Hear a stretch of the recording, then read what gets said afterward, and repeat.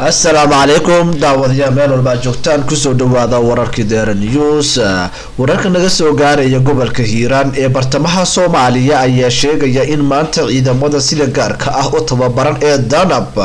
ay howlgal qorsheysan ka sameeyeen deegaano dhowr ah oo ka tirsan gobolkaasi ciidamada Danab oo kaashanaya kuwa macawisleyda ayaa howlgalkan ka sameeyay inta u dhaxaysa deegaanka Halgan iyo degmada Beledweyne ee xarunta gobolka Hiiraan saraakiil ka tirsan Danab oo ka hadlay howlgalkani ayaa shaaca ka qaaday in aysan la kulmin wax iska caabin ah isla markaana ay shabaab isaga baxeen deegaanadaasi sidoo kale waxa ay intaasi ku dareen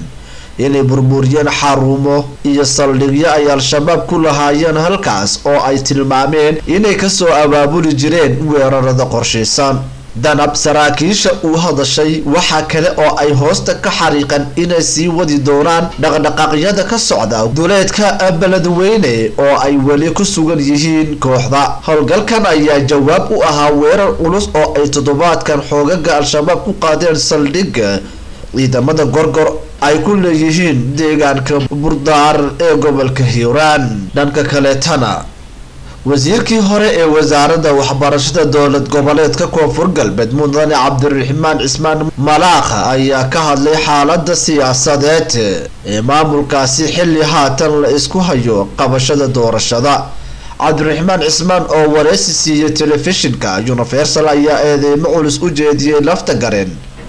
isaga oo sheegay inuu ka sii dhamaanayo muddaxileedka sidoo kale wuxuu hoosta ka xariiqay in wali uusan u diyaar garoobin in la qabto doorashada hoggaanka guud ee Koonfur Galbeed Soomaaliya maamulka Koonfur Galbeed waa xilligii rasmiga ahaa ee muddaxileedkii doorashada waqtigeeda waa la joogaa maadaama madaxweynaha waqtiga ka sii dhamaanayo Cabdicasiis Laftagareen oo u diyaar garoobin in doorasho la qabto ayuu yiri Malaaqa wasiirkii hore ee waxbarashada Koonfur Galbeed oo hadalkiisa sii wata ayaa sheegay in madaxweynaha uu hareer maray dastuurka isla markaana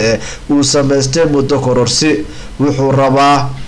inuu sii joogo muddo kororsi isaga jeebkiisa ah sameystay dastuurkana waxa uu qabaana 4 sano inuu ku egtahay muddaxileedka rasmiga ah ugu dambeyn wuxuu si kulul u cabaareeyay xariga xubnaha mucaaradka loogu geystay magaalada Baydhabo isaga oo xaqiijiyay in ilaa 10 xubnood lagu xiray magaaladaasi 10 xubnood ayaa hadda u xiran waxaana si sharci darro loogu xiray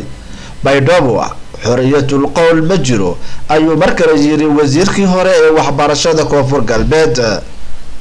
xaaladda siyaasadeed ee Koonfur Galbeed Soomaaliya ayaa ah mid aad u kacsan waxaana taagan xiisad u dhaxayso madaxweynaha iyo mucaaradka oo isku hayo arinta doorashada aqyaarta meel kasta aad joogtaan waxaan idinka codsanaynaa inaad muuqaalada inoo sheer gareysaan adinkoo aad u mahadsan